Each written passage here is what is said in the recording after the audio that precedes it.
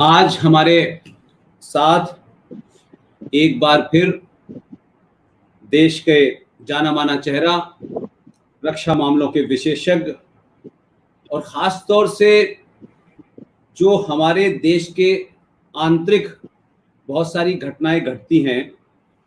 हमारे यहाँ ये माना जाता था कि ये घटनाएं घटती हैं, ये आंतरिक हैं, ये लॉ एंड ऑर्डर का मामला है।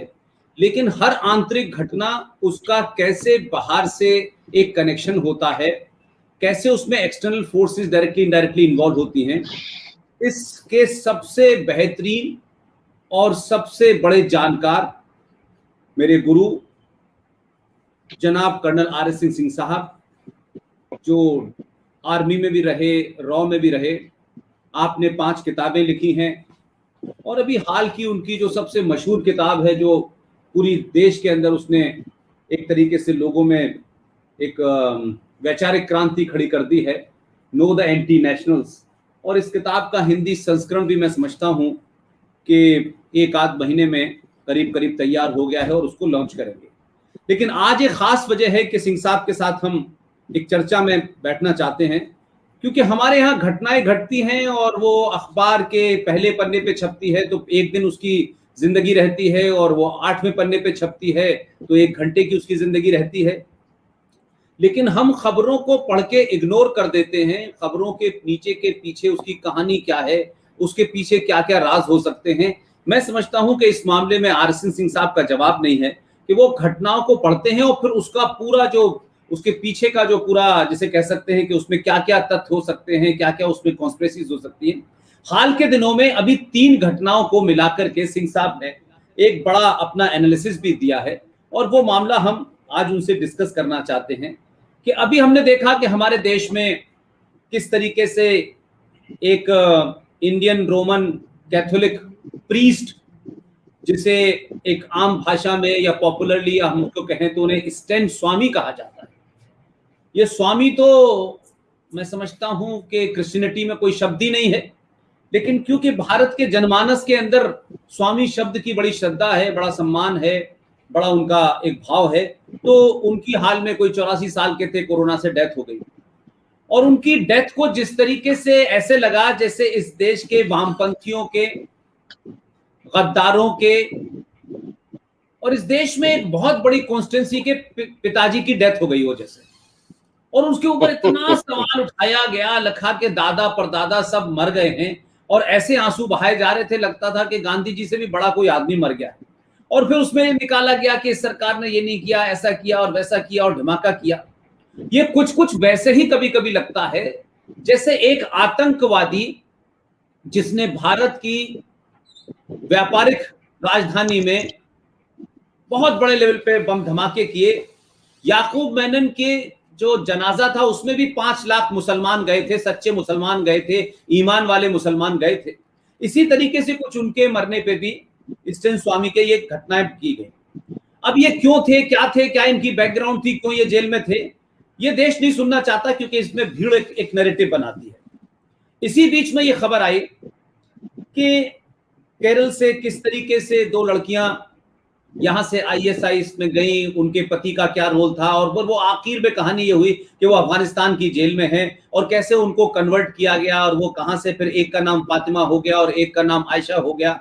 और तीसरी खबर ये आई, जो वामपंथ का सबसे बड़ा विचार है, उस विचार को की पराकाष्ठा पे पहुंचने के लिए, उसे प्राप्त करने के लिए एक 22 साल का लड़का, जो पूरे तरीके से सोते जागते वामपंथ के अलावा कुछ करता ही नहीं था, उसने किस तरीके से एक 6 साल की बच्ची के साथ उसको मोलेस्ट किया, उसका रेप किया, और वो कंटिन्यूस करता रहा और आखिर में उसकी हत्या कर दी।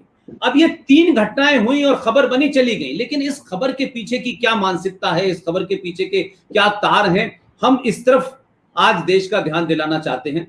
और कर्नल आर.एस. सिंह साहब इस वक्त जो है बिहार की राजधानी पटना में है, तो वहां से हमने उनसे कहा कि आप हमें इस पे जरा जो इसके डायमेंशंस हैं, जो इसके इंटरनल तार हैं, और किस तरीके से हमारे देश में एक नैरेटिव क्रिएट किया जा रहा है, तो इस विषय पे मैं सिंह साहब से कहूंगा कि सिंह साहब इस पूरे विषय को पहले तो रखें और फिर उसके क्या किसका किससे लिंक है और क्या ये विचारधारा है और कहाँ ये देश विरोधी है, कहाँ ये राष्ट्र विरोधी है, कैसे फिर ये मोदी विरोधी होता है, फिर ये कैसे धीरे धीरे धीरे धीरे इस समाज के अंदर एक नैरेटिव क्रिएट कर दिया जाता है कि यहाँ पर तो जो है वो अंग्रेजों के खिलाफ है, क्रिश्चियंस के खिलाफ है, मुसलमानों के खिलाफ है, दलितों के खिलाफ है, ये एक नैरेटिव चल रहा है।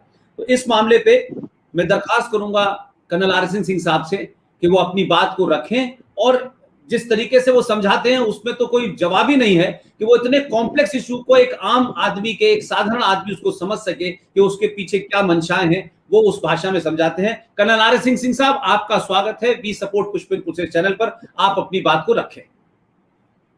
नमस्कार पुष्पेंद्र जी और बाकी जो अभी आपको लाइव सुन रहे हैं। आपने 3 घटनाओं का जिक्र किया, उसमें एक जिहाद से जुड़ा हुआ है, दूसरा माओवाद से और तीसरा चर्च से। ये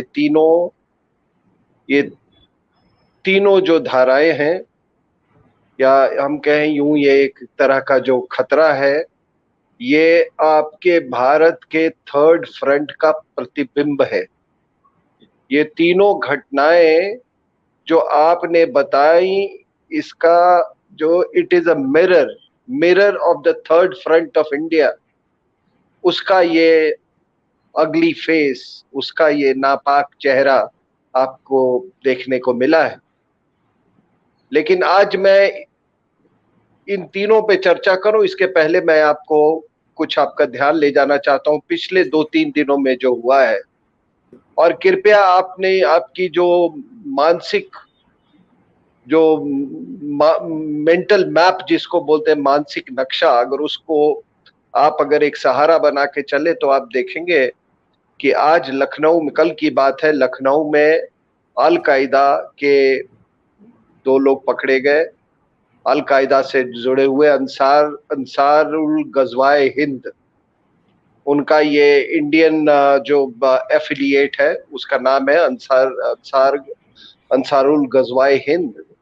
यानी कि अल कायदा ने हिंदुस्तान में जिहाद के लिए एक नई धारा बनाई है, एक उन्होंने नया संगठन बनाया है जो कि कुछ महीनों से सक्रिय है। तो उसमें 2 शख्स पकड़े गए, एक मिराज और एक मेहरुद्दीन। वो पकड़े गए लखनऊ में। वो बहुत सारे इंडिपेंडेंस डे के समय में वो घटनाओं को अंजाम देना चाहते थे, दहशतगर्दी के घटनाओं को। और आपको मालूम है कि मैं ये इस बात पर मैंने काफी चर्चा की है, लिखा भी है, अपने पुस्तक में भी लिखी है कि देखिए, पाकिस्तान में जिस तरीके से ये ग्लोबल जिहादी फोर्सेस वहां की हत्याएं करके वो राजनीति को तय करने की कोशिश करती है, वो संस्कृति हमारे यहाँ भी पहुंच चुकी है। और वो संस्कृति तब पहुंची जबकि यहाँ पर हमारे राजनीतिज्ञों ने लश्कर तोयबा से मिलकर उन्होंने इशरत जहां को ये इस बात की, लश्कर तोयबा को इशरत जहां के द्वारा मोदी साहब के की हत्या की उन्होंने सुपारी दी थी। फिर आपने देखा कि किस तरह से इंडियन मुजाहिदीन का 2013 की बात है, गांधी मैदान में किस तरह से उन्होंने फिर ऐसी ही कोशिश की। और अब कल किसी एक टेलीविजन चैनल ने मुझसे पूछा कि आपको किस तरह से देखते हैं, तो मैंने कहा कि केवल मैं इसको इंडिपेंडेंस डे से जोड़ के नहीं देखना चाहता हूं। जो अगला चुनाव होगा उत्तर प्रदेश का पुष्पेंद्र जी, वह देश की दशा और दिशा तय करेगी। क्योंकि वो एक ऐसा प्रदेश है जहां पे काशी भी है, अयोध्या भी है, मथुरा भी है। और जो काशी, मथुरा और अयोध्या का डेस्टिनी होगा, वही भारत का डेस्टिनी होगा। इसलिए चुनाव बहुत महत्वपूर्ण है। और इसीलिए लश्कर तोयबा ना होके एक ग्लोबल जिहादी संगठन इस जिहादी साजिश में सक्रिय है। तो सुनने वालों को शायद ये अब महसूस हो रहा होगा कि आखिर अल कायदा के पद चिन्ह क्यों देखने को आपको मिले यहाँ पे लखनऊ में। दरभंगा का आपने सुना, इसके पहले उसका जो लश्कर तोयबा के पद चिन्ह थे। आज जमाइतुल मुजाहिदीन बांग्लादेश के कुछ जिहादी पकड़े गए हैं कलकत्ता के में, और मैंने इस पर भी चर्चा की थी कि किस तरह तक ममता बनर्जी के सहयोग से किस तरीके से वहां पर ये बांग्लादेश स्थित जितनी जिहादी संगठन है उन्होंने अब हिंदुस्तान में अपना डेरा ही नहीं बना लिया, वो बंगलुरु तक पहुंच गए। तो आज की ये दो घटना, एक और आज बहुत महत्वपूर्ण घटना होगी, पता नहीं लोगों ने उसको ध्यान से पढ़ा या नहीं, कि कल नेशनल इन्वेस्टिगेटिव एजेंसी के कुछ रेड्स हुए हैं कश्मीर में, और वो कुछ दारुल उलूम सेमिनरीज में हुए, और वहां पर उनको जो मटेरियल प्राप्त हुआ और जो जानकारी मिली, वहां इंटरोगेशन के बाद 6 लोग गिरफ्तार हुए। दारुल उलूम जिसका की हेडक्वार्टर देवबंद में है, वो अब इस्लामिक स्टेट से उसका लिंकेज वो जुड़ गया है, क्योंकि ये जितने ये 2-3 सेमिनरी जो है दारुल उलूम के कश्मीर में जहां पे ये रेड्स हुई हैं, वहां पे दारुल उलूम का लिटरेचर, और एक वो मैगजीन भी निकालते हैं इस्लामिक स्टेट का, विच इज इंडिया स्पेसिफिक, वो कहते हैं वॉइस ऑफ इंडिया करके, वो मैगजीन भी निकालते हैं। तो कई बार पुष्पेंद्र जी कहा जाता है कि भाई दारुल उलूम आप देखिए, ये तो कितने देशभक्त लोग थे, इन्होंने पाकिस्तान के लिए कभी नहीं वो किया। एक व्यक्ति था जो कि नालायक मदूदी, वो चला गया पाकिस्तान, बाकी तो वो यहीं पे रह के वो देश की सेवा करना चाहते थे। मैंने पहले भी कहा ऐसी कोई बात नहीं थी, दोनों में बस इतनी बुनियादी फर्क था कि यहाँ के लोग जो यहाँ रह गए, ये आपके दारुल उलूम सहारा देवबंद में, उनका ये कहना था कि हम अभी दारुल हर्ब में रह रहे हैं, यहीं से बैठ के हम दारुल इस्लाम बनाएंगे। और उनका मदूदी का कहना था कि हम पाकिस्तान जाएंगे, वहां पर बेस बना के हम वहां से फिर दारुल इस्लाम बनाने की जंग हम छेड़ेंगे। तो इतना ही से फर्क था, लेकिन बाकी बेसिकली दे आर ग्लोबल जिहादी ऑर्गेनाइजेशंस। और अब पता नहीं है आज की इस बात को लोगों ने ध्यान से पढ़ा नहीं कि दारुल उलूम देवबंद का डायरेक्ट लिंकेज इस्लामिक स्टेट से।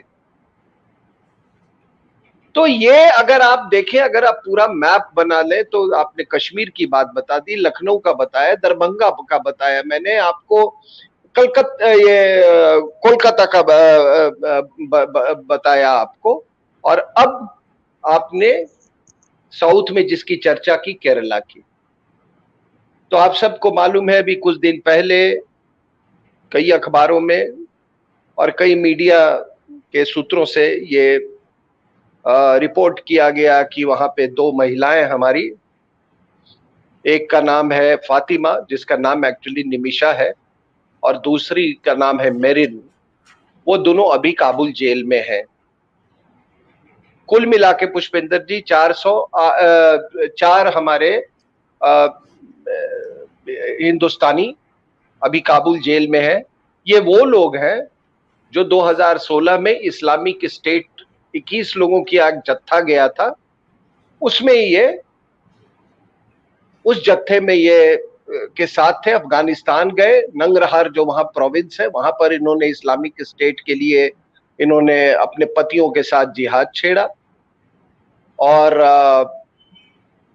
उसके बाद से इनके पति जो हैं वो अमेरिकन स्ट्राइक के से वो मारे गए। और ये 2 का नाम मैंने बताया, निमिषा जिसका फातिमा, और ये मेरिन, और एक जिसका नाम है सोनिया सेबेस्टियन, उसका नाम था आयशा। उसका जो हस्बैंड था अब्दुल रशीद से उसने शादी की थी, वो सबसे बड़ा सरगना था इस्लामिक स्टेट खुरासान का। ये कासरगोड की रहने वाली थी, केरला का, वो भी उसका पति भी मारा गया, वो भी जेल में थी। और एक चौथे का नाम है रफीला। लेकिन अभी बात केवल हम 2 जिसके बारे में ये पूरी रिपोर्टिंग हुई है अखबारों में, कि ये निमिषा और फातिमा का 4 साल की बेटी है। निमिषा एक हिंदू थी और मरीन एक क्रिश्चियन। निमिषा की माता यानी उनका फातिमा की माता बिंदु, उन्होंने गुहार लगाई भारत सरकार से कि हमारी पुत्री को आप कृपया एक्स्ट्रेडाइट कीजिए, एक्स्ट्रेडिशन प्रोसेस आप शुरू कीजिए। और उन्होंने फिर केरला हाई कोर्ट का भी दरवाजा खटखटाया कि आप वहां से इनको रिपैट्रिएट करें। अब सवाल है, उनको अपनी बेटी के लिए दर्द है, मोह है, अपनी नातिन के लिए बहुत मोह होगा, वाजिब सी बात है। और मरीन की मां ने, जिनका नाम है मरियम, उन्होंने कहा कि नहीं, मुझे अपनी ये पुत्री तब तक नहीं चाहिए जब तक वो इस बात को दृढ़ता से साबित ना कर सके कि उसने ये जिहाद का रास्ता छोड़ दिया। उसने कहा कि मुझे ऐसी बेटी नहीं चाहिए जो कि इस देश और ये समाज और इस देश के लिए जो खतरा बने। मुझे ऐसी बेटी नहीं चाहिए जो कि देश और समाज के लिए कलंक हो। अगर वो रास्ता अपना त्याग देती है तो मैं इस पर सोचूंगी, ऐसा उन्होंने कुछ बयान दिया है। अब नजरिए का फर्क है, अपना अपना दर्शन है। लेकिन ये बता दूं कि ये चारों जिनका मैंने नाम लिया, ये निमिषा एक हिंदू थी, मरीन एक क्रिश्चियन थी, और इन्होंने 2 भाइयों से शादी की थी। एक का नाम था बेक्सिन और दूसरे का नाम था बेस्टियन। ये दोनों 2 क्रिश्चियन भाइयों से निमिषा और मरीन ने शादी की थी। अब एक का पति जो था बेक्सिन, वो इस्लाम, दोनों भाई वो इस्लाम में उन्होंने अपना मजहब परिवर्तन कर लिया। बेस्टिन बन गया याहिया और बेक्सिन बन गया ईसा। तो दोनों पे धर्म करने के बाद दोनों की जो पत्नियां थी, प्यार करती थी, मोहब्बत था। निमिषा एक डेंटल स्टूडेंट थी फाइनल ईयर में, और मरीन जो थी वो कम्युनिकेटिव इंग्लिश में उसने डिग्री प्राप्त किया हुआ था और मुंबई में किसी मल्टीनेशनल में वो प्रशिक्षण प्राप्त कर रही थी। तो इन लोगों ने ये घोर जिहादी बन गए। और फिर आपको मालूम है कि इनका फिर वो जिंदगी की जो जिहादी यात्रा है वो अफगानिस्तान तक पहुंचा गई इनको। वहां पे अमेरिकन स्ट्राइक हुआ, दोनों के पति मारे गए, इनके पास कोई चारा नहीं था, इन्होंने सरेंडर कर दिया। वहां पर फिर ये काबुल जेल में स्थित है। वहां पे कोई 408 ऐसे इस्लामिक स्टेट के जिहादी हैं, जिसमें पाकिस्तान के ज्यादा है, 200 से ज्यादा, कुछ 13-14 चाइना के भी हैं और देशों के हैं। हिंदुस्तान के मैंने बताया आपको कि 4 है। और अब इनकी माता जो है वो कह रही है कि इनको वापस लाया जाए। अब सबसे गौर करने वाली बात यह है कि आखिर अभी क्यों? क्योंकि उन्हें डर है कि अब तालिबान का कब्जा होने वाला है और तालिबान के हाथों में ये लोग सुरक्षित नहीं है, इसलिए बेचैनी ज्यादा है। लेकिन गौर करने वाली बात है कि आज पूरी इस्लामिक दुनिया में जिहादियों को जिहादियों से ही डर लगता है। जिहादी ही जिहादी के दुश्मन बने हो, चाहे वो जो पाकिस्तान हो और कोई इस्लामिक देश हो, शिया सुन्नी, अहमदिया शिया सुन्नी। तो ये देखिए ये कैसे कि ये तो गए थे कैलिफेट बनाने, इस्लामिक स्टेट का तो ऑब्जेक्टिव है कैलिफेट, लेकिन आज इनको तालिबान से क्यों इतना डर लगने लगा? फिर उम्मा कहां गया? उम्मा का क्या हुआ? और पुष्पेंद्र जी, एक सबसे बड़ा सवाल ये है, आज पूरी दुनिया को पूछना चाहिए, खास करके इन जिहादी संगठनों से, ग्लोबल जिहादी संगठनों से, कि निमिषा की बेटी का जिम्मा कौन लेगा? हिंदुस्तान या ये कैलिफेट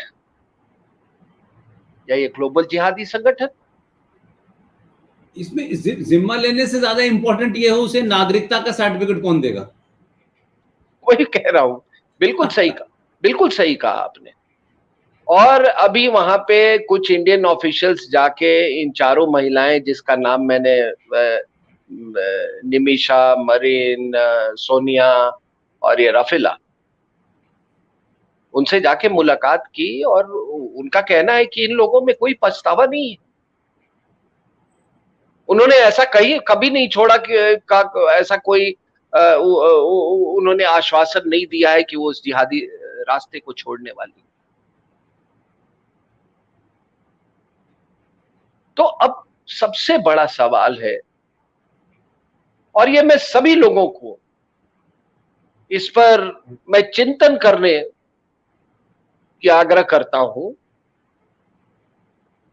कि एक डेंटल एजुकेशन प्राप्त करने वाली लड़की जो कि डॉक्टर बनना चाहती हो, एक मल्टीनेशनल में जो काम करने वाली चाहने वाली लड़की, आखिर क्या हुआ? एक हिंदू, एक क्रिश्चियन, आखिर क्या हुआ कि पहला झोंका जो जिहाद का आया, पहली हवा जो जिहाद की आई, उनके शौहरों के रूप में, उनके शौहर के रूप में, उनके पूरे उनको जड़ों से उखाड़ दिया। बड़ी ताजुब सी बात है, बड़ी ताजुब सी बात है। और ये अकेली नहीं है, ऐसे तो हजारों लाखों उदाहरण है, रोज हो रहे हैं ऐसी चीजें। लेकिन हम हिंदुस्तानियों को ये गौर करना होगा कि आखिर ये कैसी जिहादी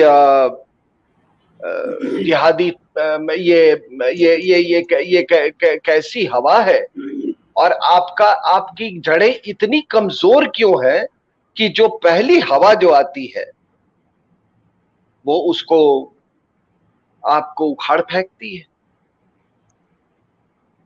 तो ये अपने आप में एक बहुत जी जी जी सिंह साहब, कुछ बोल आपकी मैं एक लाइन बस जाकर, आपका जो ये निष्कर्ष है उसको मैं अगर सिंप्लीफाई करूं तो आप ये कहना चाहते हैं कि शिक्षा और संस्कार दो अलग अलग चीजें हैं।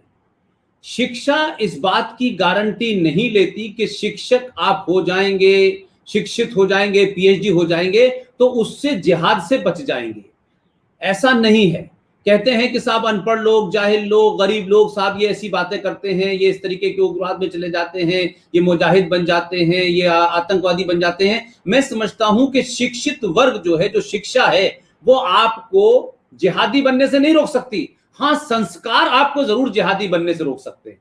तो हमारे यहां जो एक तरीके की कोशिश चल रही है बार बार कि भाई इनको शिक्षा नहीं है, मुसलमान गरीब है, भटका हुआ है, मुसलमान गरीब है, मुसलमान पढ़ा लिखा नहीं है, इसलिए हम तो देख रहे हैं कि जो ज्यादा पढ़ा लिखा है वही ज्यादा बड़ा जहनी तौर पे आतंकवादी है। वो कभी कोई आईएसआई को सपोर्ट करता है, कभी कोई आईएसआई को ज्वाइन कर लेता है, इतना ही फर्क है। आप ये कहना चाहते हैं सर? नहीं, मैं इसीलिए कह रहा हूं कि लोगों को चिंतन करने की इसमें आवश्यकता है कि आखिर आपकी शिक्षा प्रणाली में क्या कमी है। और शिक्षा प्रणाली से मेरा केवल स्कूल और कॉलेजों की शिक्षा प्रणाली नहीं है। आप जो अपने घर में आपने जो परंपरा कायम की है, क्या वो उसकी जड़ें इतनी कमजोर है? हर व्यक्ति का सबसे पहला शिक्षक या शिक्षिका उसकी मां होती, और फिर जिस वो माहौल में अपने घर में बढ़ता है, पलता है, जो उसके कानों में जो आवाजें आती हैं, जो उसके मस्तिष्क में जिस तरह की लहरें उठती हैं उस समय बचपन में, उसी से आदमी बनता है। तो मैं जब कहा कि ये चिंतन करने वाली बात है, तो इस पे कि आखिर हमारी शिक्षा प्रणाली इतनी केवल क्या बस हम दांतों के डॉक्टर बनाना चाहते हैं? दांत लगाने निकालने का तो वो काम कर लेगा, लेकिन एक जिहादी मानसिकता के साथ। तो हम किस तरह के समाज की संरचना कर रहे हैं? आप इस पे आज गौर करने की जरूरत है। और यही नहीं, आप देखिए, आपने जो दूसरी बात कही, ये मैं तो केरला का आपने जिक्र किया, तो मैंने देखा है पुष्पिंदर जी, और मेरा ये असेसमेंट है कि केरला में जो कम्युनिज्म और इस्लाम दोनों का जो रूप है वो कट्टरपंथ का है, और कट्टरपंथी दहशतगर्दी को जन्म देती है। अगर कट्टरपंथ इस्लाम नहीं हुआ होता तो ये महिलाएं इतनी कन्वर्जन के बाद इतनी इतनी ये तो रेडिकल नहीं होती। तो हमने आपको उदाहरण दिया कि जिस स्टेट से महिलाएं जा रही हो, इस्लामिक स्टेट अफगानिस्तान का, और आपको मालूम है कि जब तक ये जिंदा रहती हैं इनको सेक्स स्लेव्स के समान इस्तेमाल किया जाता है, क्योंकि इस्लामिक स्टेट की जो मान्यता, उसकी जो अपनी मान्यता है, उसका मजहबी दृष्टिकोण है, उसमें उनको सेक्स स्लेव से कोई परहेज नहीं। तो इस तरह की मानसिकता, इस तरह का इंडोक्ट्रिनेशन, इस तरह का रेडिकलाइजेशन, केरला में आपने इस्लाम का वो एक उसका जिहादी रूप देखा, और अब मैं आपको वो आपने जिसकी चर्चा की थी वो कम्युनिज्म का, कम्युनिस्ट रेडिकलाइजेशन का, कम्युनिस्ट फंडामेंटलिज्म को, जिसको आप लेफ्ट विंग एक्सट्रीमिज्म कहते, माओइज्म कहते, कुछ भी कहते, उसकी जो आपने चर्चा की। और चर्चे का विषय है एक युवक, उम्र 22 साल, नाम Arjun, democratic youth federation of India का सदस्य, सीपीआईएम का वो स्टूडेंट विंग का मेंबर है। एक बच्ची, 6 साल की बच्ची, उसकी मौत हुई, और जब उसका बरियल हो रहा था, जब उसको दफनाया जा रहा था, तो जितने लोग खड़े थे, सबसे हिस्टेरिकली छाती पीट पीट के यही शख्स रो रहा था। लेकिन पाप तो पाप होता है, छुपता तो है नहीं। बात कहीं से निकल गई, इस आदमी का हाथ था इसके मृत्यु में, इसको अरेस्ट किया गया, इसको इंटरोगेशन हुआ। इंटरोगेशन के दौरान इसने यह बात को कबूल किया कि 3 साल से ये इस बच्ची को ये रेप कर रहा था। ये आदमी 3 साल से रेप कर रहा था, और इसने कहा, इसने कबूल किया कि उसने उसकी मासूमियत को किस तरह से एक्सप्लॉइट किया। कहा कि मैं उसको मिठाई और चॉकलेट्स देता था। ये 22 साल का। देखिए, दुनिया में ऐसे बहुत समाज है, दुनिया में ऐसे बहुत देश हैं जिसमें ऐसे दहशतगर्द होते। ये दहशतगर्दी है साहब। दहशतगर्दी केवल सामाजिक और राजनीतिक नहीं होती, दहशतगर्दी व्यक्तिगत भी होता है। और यहां पर हो सकता है दुनिया में बहुत सारे इस तरह के जानवर, बीस्टली जिसको हम कहते हैं, जानवर भी शायद इनसे बेटर होंगे, ऐसे लोग ऐसे होते होंगे। तो ये महज जब बात विचारधारा की आती है, then they are not ordinary criminals.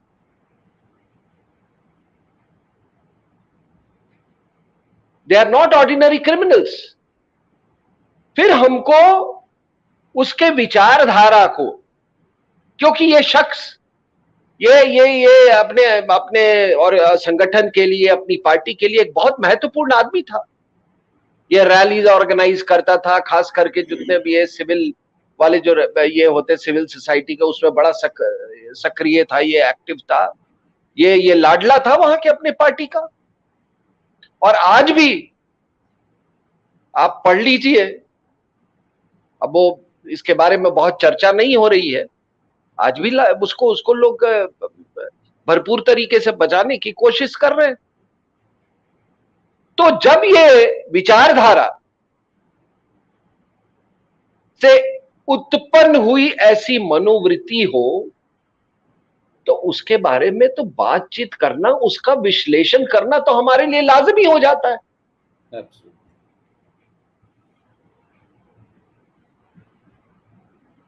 भाई, एक विचारधारा के तहत वो केरला से कोई उठ के वहां चला गया,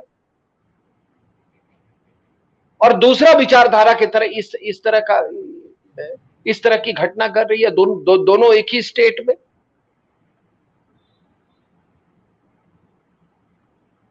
और माओवाद और जिहाद, ये दोनों खून के प्यासे हैं। आप इतिहास पढ़ ले माओवाद और जिहाद का, ये दोनों खून के प्यासे हैं।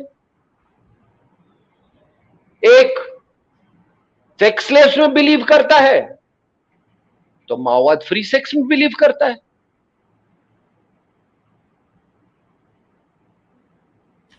बाबा आमटे का बेटा, और देखिए, मैं कोई भी बात मैं यूं ही नहीं करता, तथ्य के साथ करता हूं। यह अखबारों में निकला था कि बाबा आमटे का बेटा माओइस्ट अफेक्टेड कंट्रोल्ड एरियाज में वो वैसेक्टमी की ऑपरेशंस कर रहा है, इसलिए क्योंकि वहां पे जो माओवादी जो फीमेल कैडर्स हैं और मेल कैडर्स हैं, उनके बीच में प्यार मोहब्बत हो जाता था, फिर वो शादी कर लेते थे और फिर वो परिवार बसाना शुरू कर देते थे। उनको रिक्रूटमेंट में बड़ी प्रॉब्लम आ रही थी, तो उसने वैसेक्टमी का ऑपरेशन करने लगा। तो दोनों में क्या फर्क है? एक सेक्स स्लेव्स में बिलीव करता है, ये भी एक तरह का सेक्स स्लेवरी।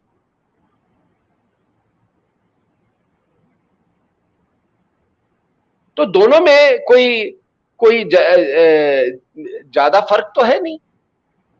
और मैंने देखा है साहब कि कोई भी छात्र, कोई भी युवा, कोई भी इंप्रेशनेबल माइंड जिसके ऊपर में ये जिहाद और माओवाद कि जिस पर काली साया पड़ती है, वो आदमी बर्बादी के अलावा वो उसको जिंदगी में कुछ हासिल नहीं करता। आपने स्टेन स्वामी की बात की, तो हमने देखा जवाहरलाल नेहरू यूनिवर्सिटी में, जादवपुर में, फिर उस्मानिया यूनिवर्सिटी में, आपने वो फ्यूजन नृत्य देखा होगा ना उस समय, जो ये फ्यूजन नृत्य जो वहां पे हो रहा था, उसको तो आपने देखा। उस फ्यूजन नृत्य में कौन कौन थे? जिहादी थे और माओवादी थे। युगलबंदी, नृत्यों का युगलबंदी। आपने देखा वहां पे, लेकिन उसमें एक तीसरा एलिमेंट भी था पुष्पेंद्र जी, जिसका बाहर से सपोर्ट था, जो शायद उस समय आपको लोगों को एहसास ना हुआ हो, और वो तीसरा एलिमेंट था चर्च।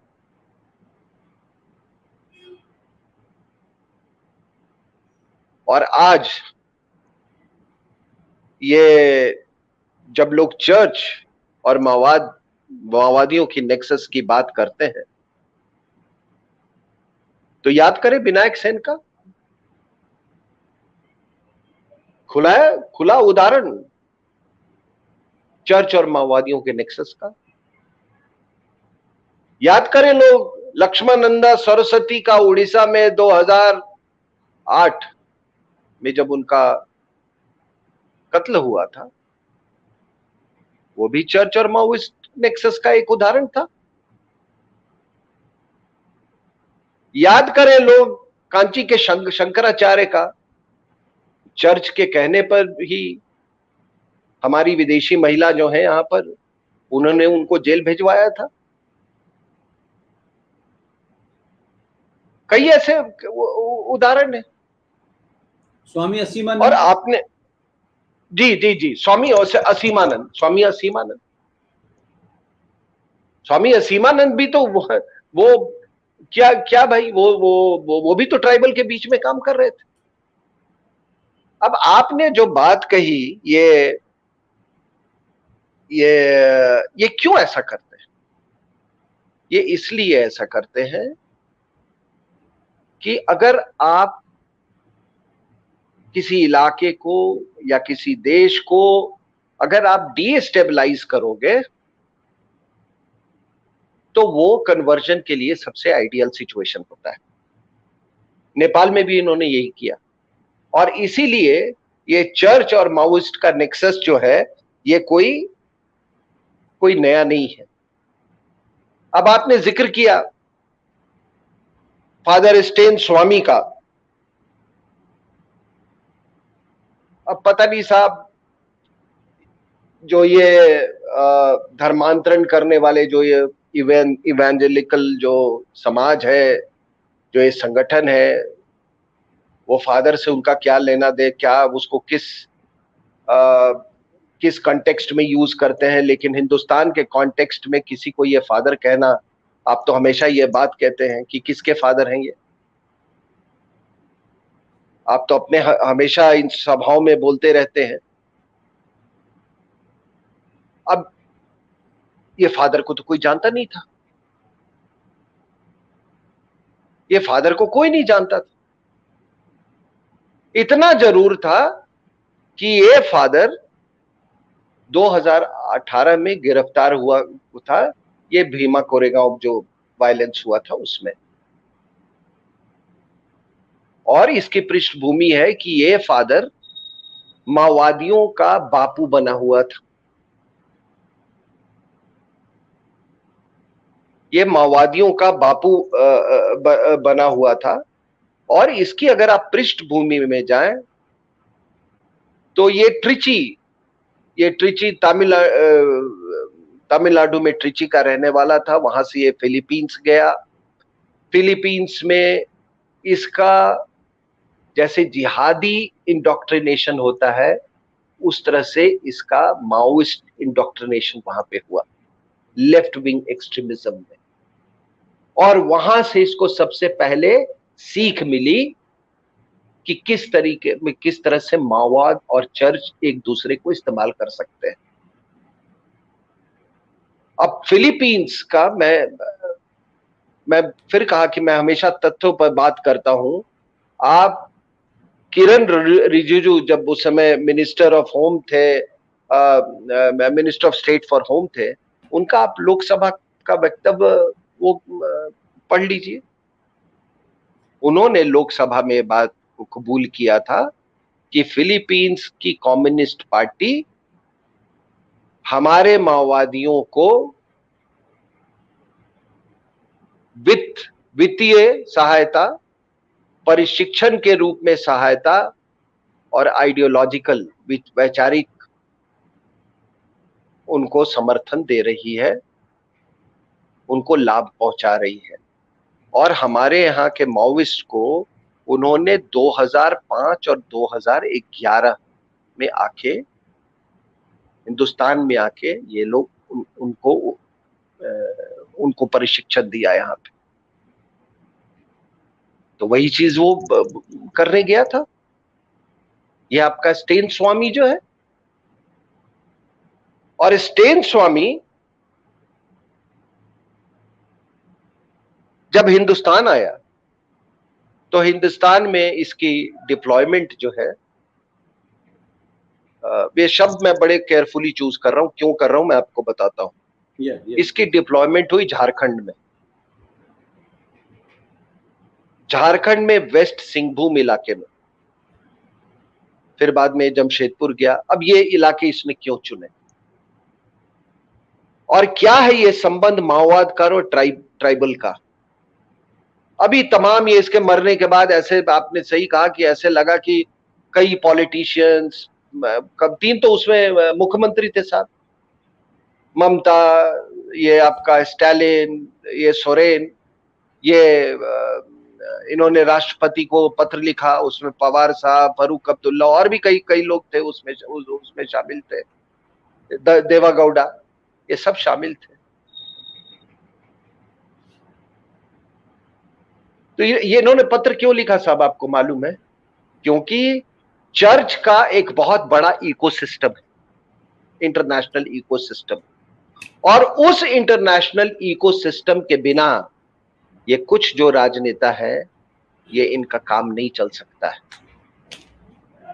हम और आप जब बेगूसराय में थे, फिर से ये बात मैं दोहरा रहा हूं, आप मेरे साथ थे पुष्पेंद्र जी, आपको याद होगा कि हमको लोगों ने आके कहा कि किस तरह से विदेशों से फोन आ रहा था एक अमुक पार्टी को कि आप अपना कैंडिडेट कन्हैया के खिलाफ मत उतारिए। नहीं, वो अमुक पार्टी क्यों कहें, अमुक पार्टी क्यों कहें? वहां साफ साफ लोग कह रहे थे राष्ट्रीय जनता दल, जिसके लालू अध्यक्ष हैं, उनके लड़के के पास फोन आ रहे थे और वो ये कह रहे थे कि आप कन्हैया कुमार के खिलाफ अपना कैंडिडेट हटा लीजिए, हम पैसा देने को तैयार हैं। तो आम बात थी, वहां के बड़े पत्रकारों ने हमसे कहा अमुक पार्टी से काम नहीं चलने वाला है। अब बिल्कुल साफ साफ मुंह पे कहना चाहिए सर, ये अमुक पार्टी वाला मामला नहीं है सर। चलिए, धन्यवाद। नहीं, हाँ, ये सर मुझे इसलिए कहना पड़ रहा है। नहीं, मैं एक लाइन ये मैं इसलिए कह रहा हूं सर। देखिए, एक बात देखिए सर, हम कुछ भी कहें, पूरा देश, पूरी दुनिया में जो लोग आपको सुनते हैं, वो हम लोगों से ये उम्मीद नहीं करते हैं कि देखिए एक विशेष धर्म के लोग, एक विशेष वर्ग के लोग, हम काले को काला, सफेद को सफेद कहते हैं, इसलिए हमारी पहचान है। ये किसी को बुरी लगे तो लगे, लेकिन हमारे मुंह से यही निकलेगा, जिहाद माने मुसलमान, और मुसलमान का मतलब इस्लाम का मतलब कुरान। इसमें झूठ बोलने की जरूरत नहीं है। वो ऐसा था, वो बारीक था, वो नीली टोपी, वो पीली टोपी, वो केसरिया झंडा, ये जो लगा के आते हैं, मैं इसमें यकीन ही नहीं करता। तो राष्ट्रीय जनता दल के उस नेता पे दबाव था कि आप कन्हैया के खिलाफ कैंडिडेट उतार दीजिए ताकि ये जीत जाए, और खूब पैसे की बात हो रही थी, बिल्कुल साफ साफ है। इसलिए मैंने कहा कि हम और आपकी पहचान यही है, हम उससे हटना नहीं चाहते पीछे सर। तो मैं कह रहा था कि देखिए, ये व्यक्ति क्यों, मैंने कहा ये डिप्लॉय शब्द का मैंने क्यों इस्तेमाल किया, ये जेजुइट ऑर्डर, जिसका कि हेडक्वार्टर रोम में है, उसका ये सदस्य था। स्टेन स्वामी की बात कर रहा हूं। और ये जो जेजुइट ऑर्डर है, ये देखिए साहब, ये संस्था जो मैं रोम की संस्था आपको बता रहा हूं, ये आज से करीब 600 साल पहले, 680 साल पहले वहां स्थापित हुई थी रोम में। और उस समय से ये जितने जेजुइट्स होते हैं, इनकी डिप्लॉयमेंट वहां से होती है, विदेशों से होती है। इनका डिप्लॉयमेंट रोम से होता है। ये अगर इसने झारखंड चुना तो उनके कहने पे चुना, और ये क्यों चुना?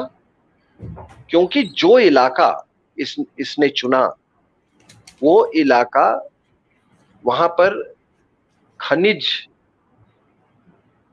पदार्थ बहुत है। It's a mineral rich area, खनिज समृद्ध एरिया है। आयरन और मैंगनीज और क्वार्ट्ज, ये टाइटेनियम, ये सारे ये जो आपके ये प्रेशियस मिनरल्स हैं उस इलाके में पाए जाते हैं। तो ये लोग विदेशी ताकतों से ये तय करते हैं कि किस तरह से हिंदुस्तान को इसका लाभ नहीं पहुंचाना है, इसका लाभ नहीं लेना देना है, और जो बाकी जो कॉम्पिटिटर कंट्रीज हैं उनको किस तरीके से लाभ पहुंचाना है।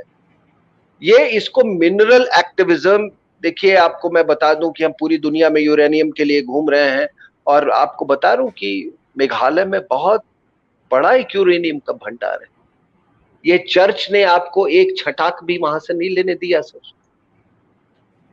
Manipur and that area, that entire area, that region, एक अनुमान के मुताबिक वो बहुत ही समृद्ध है तेल संसाधनों के लिए। तो आपने देखा होगा कि वहां जो ये अगवा करते हैं ये बार बार ये ओएनजीसी वाले, उसका एक कारण ये भी है कि डर से वहां पर कोई किसी तरह की मतलब उसका एक्सप्लोरेशन ना हो, ठीक है। तो इसलिए इन्होंने वहां पर उसको चुना उसका। अब इसमें क्या है कि जैसे ही आप ट्राइबल का नाम लेते हैं, ट्राइबल, दलित, फिर क्या होता है, वो आपका आइडियोलॉजिकल ढाल बन जाता है, नैतिक ढाल जिसको आप कहते हैं।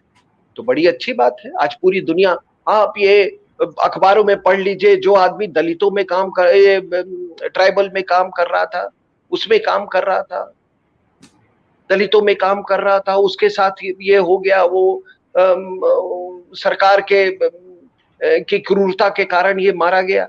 अरे साहब, हाई कोर्ट ने तो उसको इंसानियत का परिचय देते हुए हाई कोर्ट ने उसको एक प्राइवेट अस्पताल में उसको उपचार के लिए जाने की अनुमति दे दी। अब 84 साल के पके हुए उम्र में उसकी मृत्यु हो गई, लेकिन आप उसको फिर से ट्राइबल और नैरेटिव का, ये दलित का नैरेटिव चला रहे साहब। यही हुआ था ग्राहम स्टेन। तो क्या होता है इन लोगों में कि ट्राइबल को ये ढाल बनाते हैं, नैतिक ढाल, और माओवादियों का अपना तलवार। इसीलिए ग्राहम स्टेन्स जो छटे हुए, जिन्होंने पता नहीं सैकड़ों लोगों का खून किया, कोई 72 लोग हैं झारखंड के जेलों में, उनके रिहाई के लिए उसने ओपीआईएल फाइल किया था। आप समझ रहे हैं मेरी बात? और यही चीज ग्राहम स्टेन्स के साथ था। क्या भाई, तो ऑस्ट्रेलिया से आके वो ट्राइबल के लिए काम कर रहा था। अब वो क्या होता है साहब कि देखिए कि जिसको आप ट्राइबल कहते हैं ना, आप जाके देख लीजिए कितना ट्राइबल है, पहला चीज। और दूसरा कि हम एक संस्कृति वाली देश है। We are a civilisational country. आपको मैं एक म्यूजियम में, आप आइए यहाँ पे, मेरे के गांव के बगल में एक म्यूजियम है, मैं आपको 8वीं शताब्दी का एक मैं आर्टिफैक्ट दिखा लूंगा, जिसमें वो ब्रॉन्ज का बना हुआ है, जिसमें एक बस्तर की महिला को किताब पढ़ते हुए दिखाया गया है। तो ये ग्राहम स्टेन्स भी आया वहां पे। अब साहब, एक आप सिविलाइजेशनल कंट्री को आप एक अपस्टार्ट जिसको कहते हैं, ये जहां हिंदुस्तान का इतिहास खत्म हो जाता है, वहां पता नहीं ऑस्ट्रेलिया का इतिहास शुरू भी होता है, 200 साल का इतिहास। उसके लोग आपको यहां पर आपको शिक्षा और धर्म सिखाने आ रहे हैं। तो जब भी यहां की मिट्टी की जो मूल शक्तियां हैं उनमें रिएक्शन होगा, और वही रिएक्शन हुआ, आत्मसम्मान जागा, और उसका परिणाम आप देखिए क्या होता है।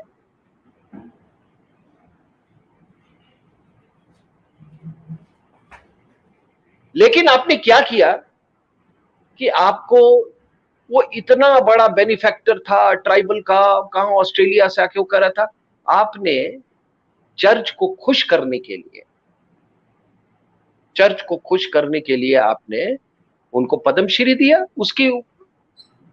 उसकी पत्नी को, ग्राहम स्टेन्स की पत्नी को। अब बात आती है कि साहब एक बात बताइए कि मुझे आज तक हिंदुस्तान में ये नहीं समझ में आई, और मैं लोगों से समझना चाहता हूं, मैं सरकार से समझना चाहता हूं कि आखिर भारत के ट्राइबल और दलित को चर्च की क्या जरूरत पड़ जाती है साहब।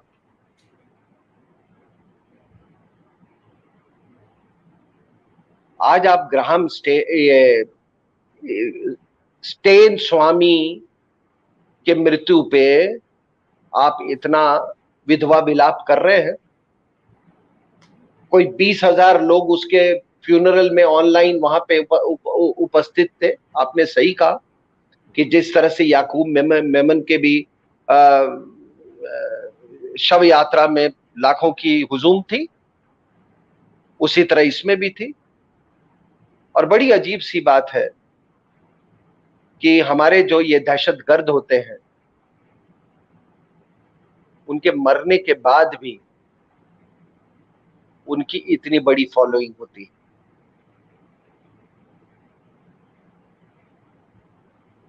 और फिर आप कहेंगे कि किसी को आप एंटी नेशनल मत कहिए, आप किसी को देश का दुश्मन मत कहिए। ये जितने लोग उनके जनाजे में, उनके अंतिम संस्कार में इस तरह से विधवा विलाप कर रहे थे, उनको हम कहें तो आखिर क्या कहें। तो स्टेन स्वामी के मृत्यु पे इतनी शोक, ग्राहम स्टेन्स की मृत्यु पे इतनी शोक, ऐसा लगा जैसे कुछ अखबार तो लग रहा था कि पता नहीं है कौन, ये कोई बहुत बड़ा संत चला गया, अब इसको तो नोबेल प्राइज मिलना चाहिए था।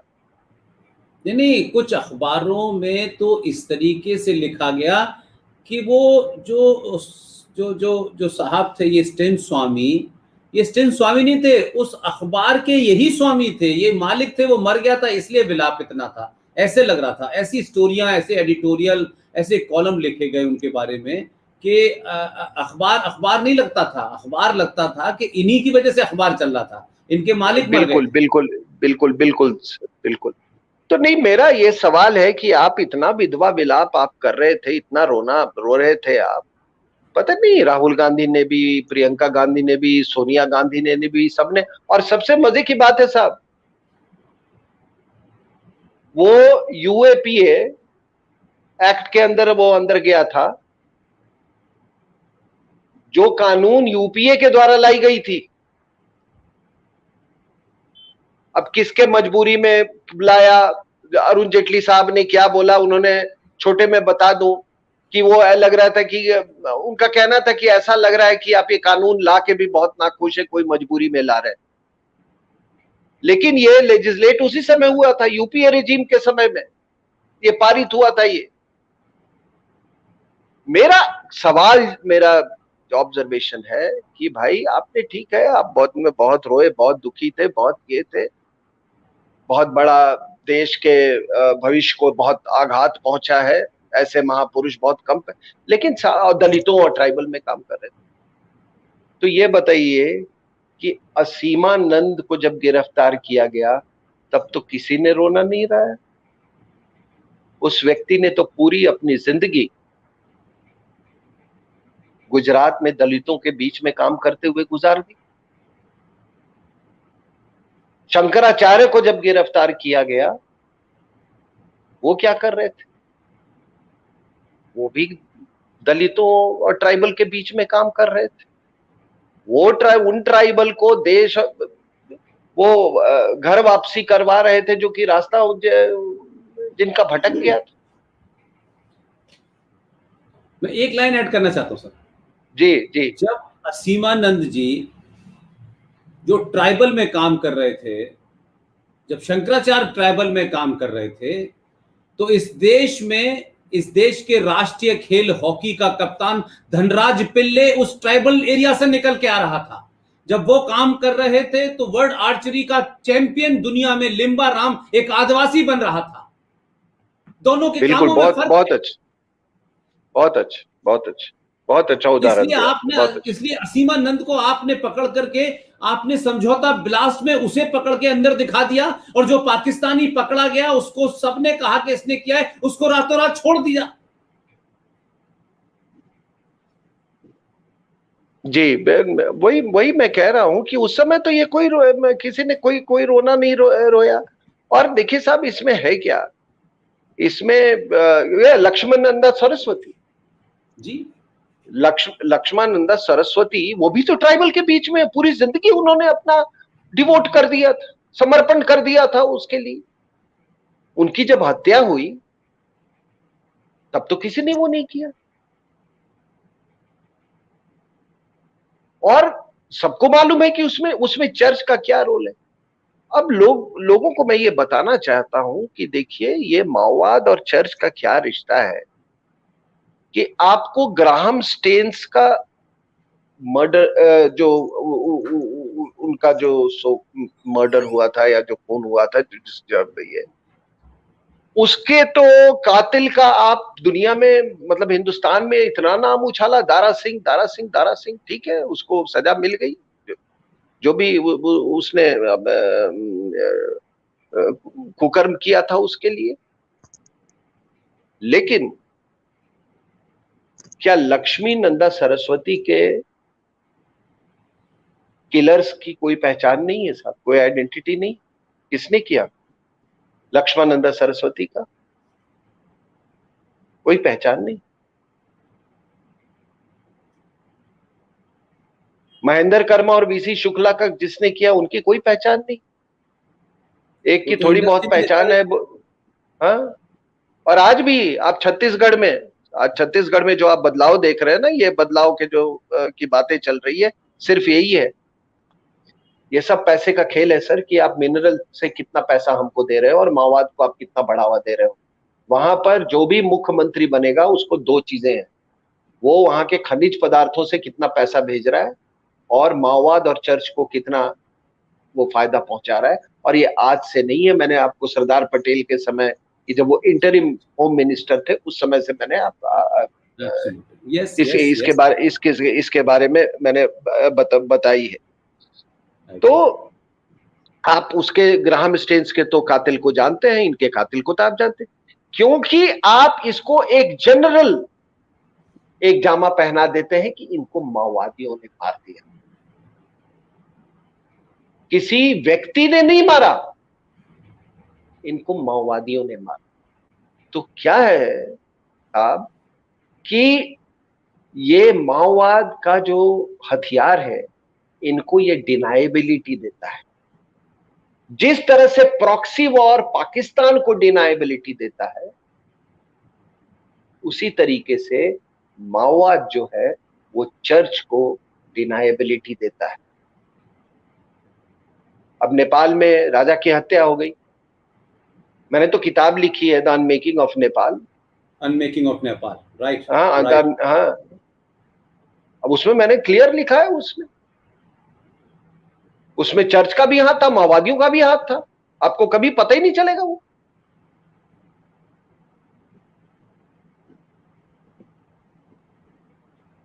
और अगर जो हमारे यहां विदेशी महिला हैं, अगर उनके लॉयल लेफ्टिनेंट ये कहते हैं कि महेंद्र कर्मा और उसके वीसी शुक्ला के मारने वाले क्रांतिकारी थे, तो आप समझ जाइए कि इस विदेशी महिला का माओवादियों और चर्च दोनों से इसके कैसे बड़े घनिष्ठ संबंध है।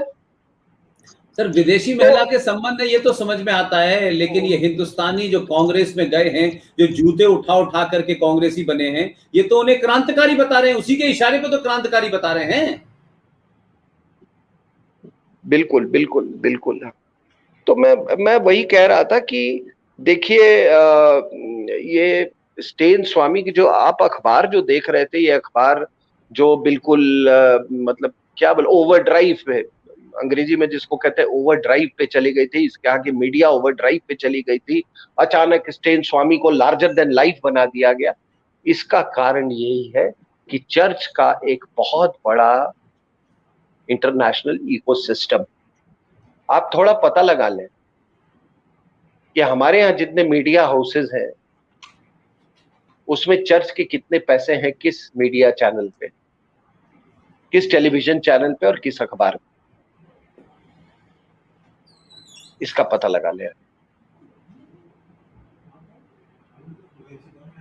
तो ये भारत के खनिज समृद्धि जो है, उन्होंने चर्च ने माओवादियों के जरिए उसको ये कैलिब्रेट करते हैं, उसको मैनिपुलेट करते हैं, उसके सप्लाई को।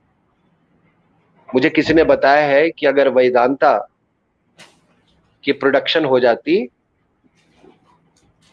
तो world aluminium prices would have gone down by 50%। आप तमिलनाडु में आपने वो देखा, वो कॉपर माइंस के, वहां भी चर्च का क्या रोल है आपने वहां देखा? आपको याद कीजिए कुंडाकुलम प्रोजेक्ट में, यस यस यस, वहां भी चर्च बहुत एक्टिव था। और कुंडाकुलम प्रोजेक्ट किसने साइन किया था? स्वर्गीय राजीव गांधी ने और मिखाइल गोर्बाचोव ने।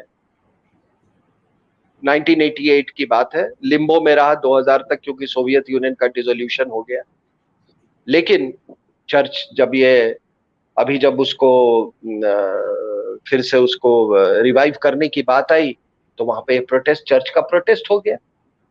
अब ये विदेशी महिला के बिना बिना बिना ये तो चेयरमैन थी उसकी यूपीए की, उसके बिना पेट्रनेज का तो हो नहीं सकता था ये। तो ये है साहब, मैंने ये चर्च और माओइज्म के गठजोड़ का। अब मैं 5 मिनट और समय में लूंगा। देखिए, ये हम लोग जो कहते हैं, ये केरला में जो मैंने आपसे सवाल पूछा कि आखिर ये कौन सी इतनी हमारी जड़ें कमजोर क्यों हैं, हमारे धर्म के आस्था की जड़ इतनी कमजोर क्यों है कि एक हल्की सी हवा भी आती है तो हम उखड़ जाते हैं, हम में से कुछ लोग।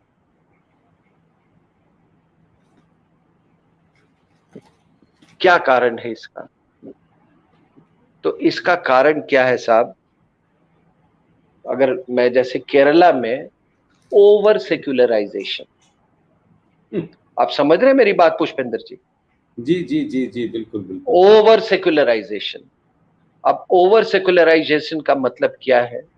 आप when you talk nonsensical things like सब धर्म बराबर है, सब प्रेम सिखाते हैं, सबका एक ही मकसद है, सब ईश्वर अल्लाह भगवान की तरफ जाते हैं, इस तरह इत्यादि इत्यादि, ये जिसको ओवर सेक्युलराइजेशन। हो सकता है आप बहुत महान आदमी है, ऐसा सोचता है, आपको आपकी सोच मुबारक हो जो लोग ऐसा सोचते हैं।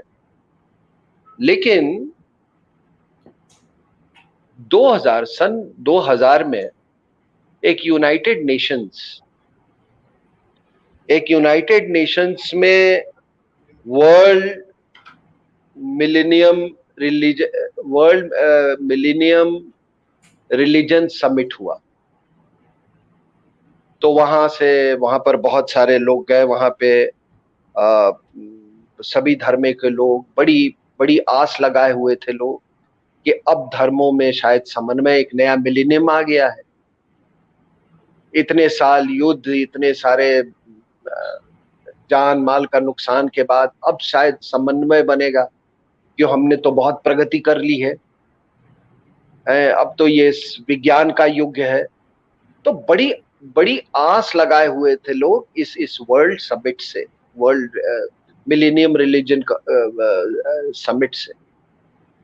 बड़ी चर्चा हुई, अच्छी चर्चा हुई लोगों में, लेकिन जब रेजोल्यूशन बनाया जा रहा था, और ये न्यूयॉर्क टाइम्स की रिपोर्ट है, जब रेजोल्यूशन बनाया जा रहा था तो उस समय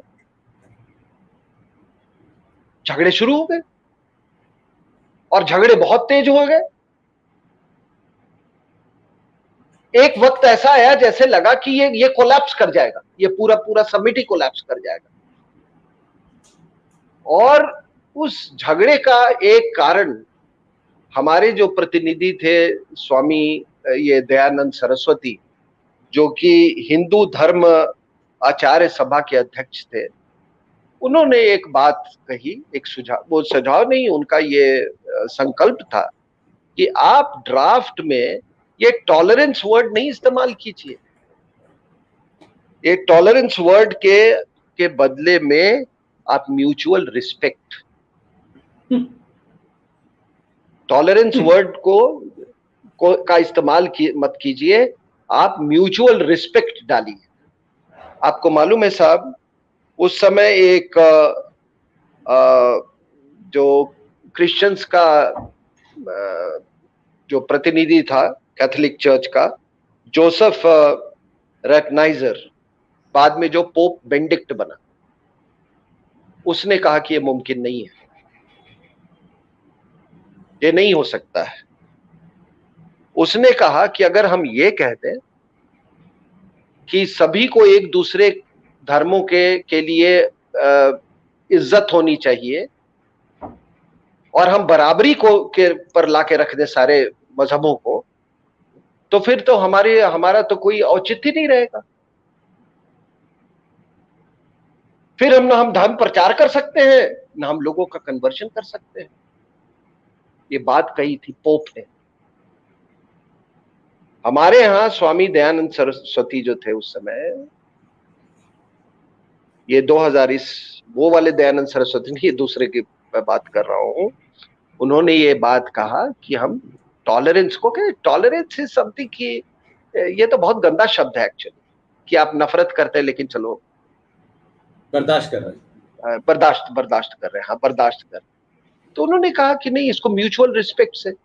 एनीवे, अब कोई नहीं चाहता था कि इतना पैसा खर्च हुआ था, इतनी उसमें ऊर्जा गई थी, इतनी लोगों की आस थी, तो वहां के जो वरिष्ठ अधिकारी हैं यूएन के लोगों ने मिलके इसको किसी तरह से एक ड्राफ्ट रेजोल्यूशन ये बन गया, और उसमें ये म्यूचुअल रिस्पेक्ट की बात आई।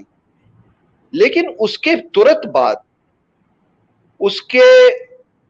बाद वेटिकन में एक सभा बुलाई गई, और वहां पे ये कहा गया कि ये सब बकवास है। उन्होंने एक डॉक्ट्रिन ऑफ फेथ की घोषणा की, यानी कि आस्था के सिद्धांतों का, और उसमें वेटिकन में ये कहा गया कि ये कहना बिल्कुल गलत है कि एक धर्म दूसरे धर्म के ही तरह के इतना अच्छा है। ये कहना बिल्कुल गलत है, ये पाप है। और उन्होंने कहा कि अगर सैल्वेशन या मोक्ष अगर कोई धर्म दे सकता है तो वो केवल क्रिश्चियनिटी है, और कोई संस्था अगर दे सकती है तो वो चर्च। तो जो मैं बात कह रहा हूं, ये मैंने राजीव मल्होत्रा की भी किताब में ये बात पढ़ी है, और उसके बाद से ये देखिए, ये एक इनका तरीका क्या है। एक शब्द राजीव मल्होत्रा ने अपनी की पुस्तक में उसका ये किया है, शब्द है इनकल्चरलाइजेशन। इनकल्चरलाइजेशन तो उसका वो है कि एक जितने भी ये फादर स्टेन स्वामी जैसे लोग हैं, स्टेन स्वामी जैसे, इन लोगों को क्या कहा जाता है।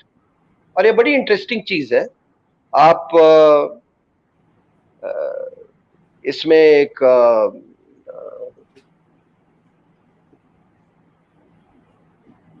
जो तरीके हैं आपको तुरंत समझ में आ जाएगी। जब हमारे यहाँ वाई राजशेखर रेड्डी का जब इनकी मृत्यु हुई थी, जो आंध्रा के चीफ मिनिस्टर थे, जी जी जी, जिनका जहाज मिले ही नहीं आज तक। जिनका कुछ कह रहे जहाज थे आज तक मिले ही नहीं, मैं कह रहा हूँ कि जी उनका जी जहाज आज तक मिले ही नहीं सर, वो कहाँ गए? तो उनका जब वो अंतिम संस्कार, जब उन्हें दफनाया जा रहा था, तो हिंदुस्तान में बड़े लोग परेशान थे।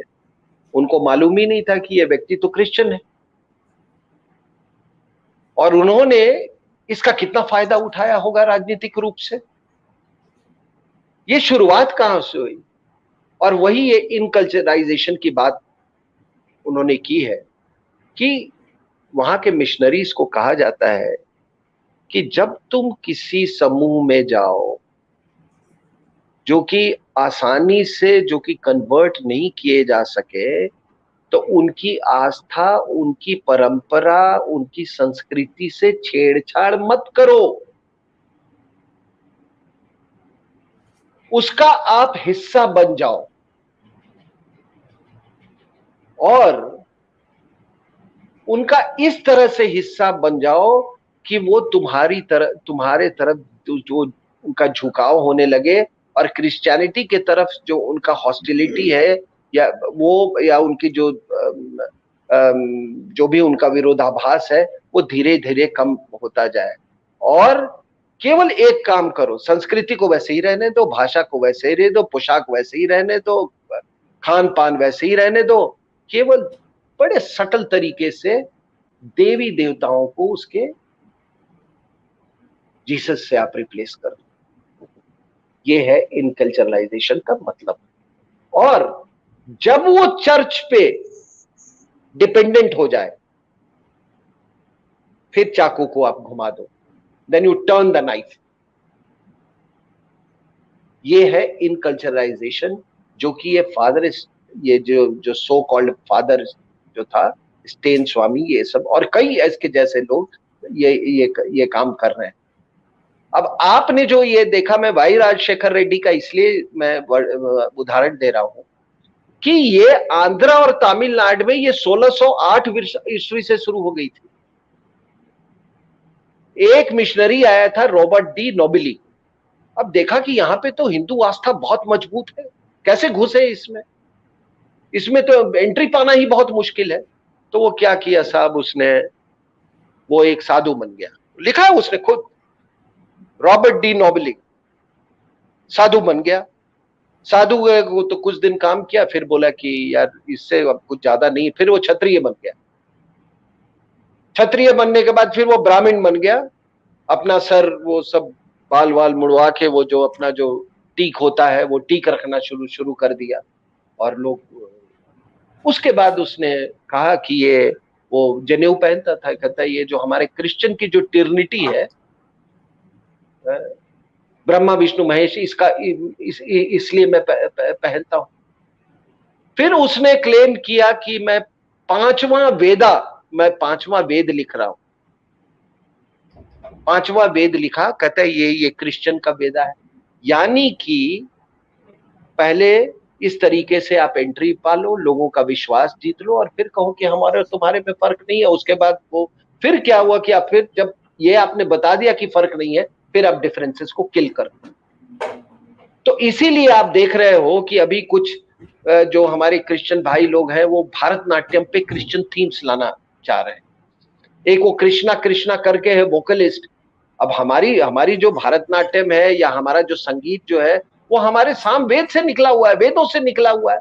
उसमें अगर आप क्रिश्चियनिटी घुसड़ोगे तो वो सस्टेन ही नहीं कर पाएगा। वो भी एक हो रहा है।